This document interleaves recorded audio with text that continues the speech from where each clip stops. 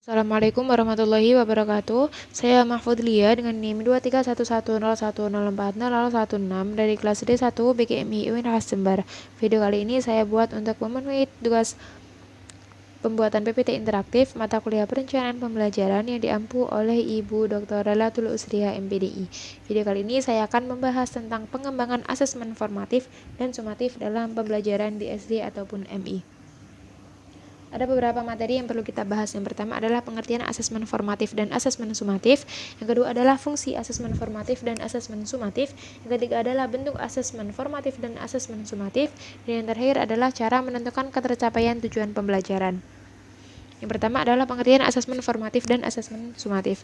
Asesmen, sebelum ke asesmen formatif dan sumatif, kita harus mengetahui apa itu asesmen.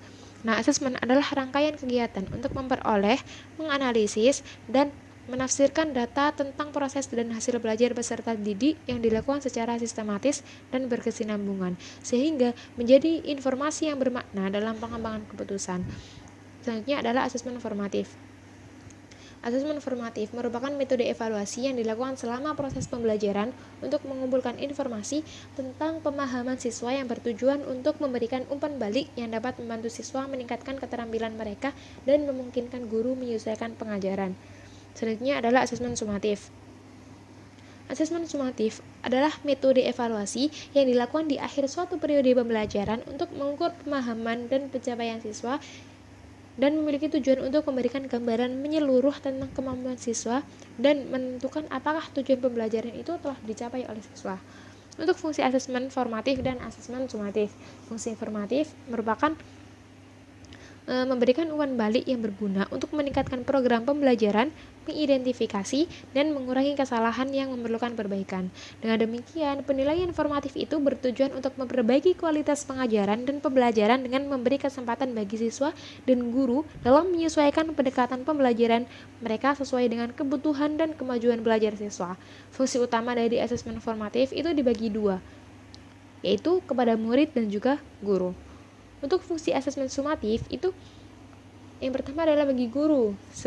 Yang pertama adalah sebagai alat penilaian yang efisien, memberikan umpan balik, dasar pengambilan keputusan, memberikan informasi perkembangan siswa. Untuk fungsi asesmen sumatif bagi seorang siswa adalah sebagai umpan balik pribadi, memberikan informasi kelulusan dan juga bukti pencapaian.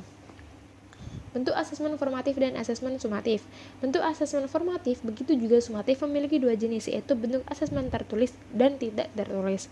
Bentuk asesmen tertulis itu berfungsi untuk mengukur pemahaman dan kemampuan siswa secara beragam, bisa melalui refleksi, esai, jurnal, poster, dan juga tes tulis.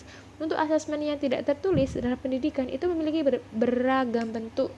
Di antaranya adalah bisa melalui diskusi kelas, drama, produk, presentasi, ataupun tes lisan. Cara menentukan ketercapaian tujuan pembelajaran itu harus sesuai dengan kemampuan siswa dengan dukungan dari sekolah dan siswa itu sendiri. Guru itu tidak hanya perlu merencanakan pembelajaran yang baik, tapi juga harus menyusun kriteria ketercapaian tujuan pembelajaran yang harus dicapai oleh siswa. Karena kriteria ini dikembangkan saat pendidik merencanakan asesmen yang dilakukan saat menyusun perencanaan pembelajaran seperti dalam bentuk rencana pelaksanaan pembelajaran ataupun modul ajar. Ada pendekatan asesmen menggunakan deskripsi, rubrik, ataupun skala atau interval nilai.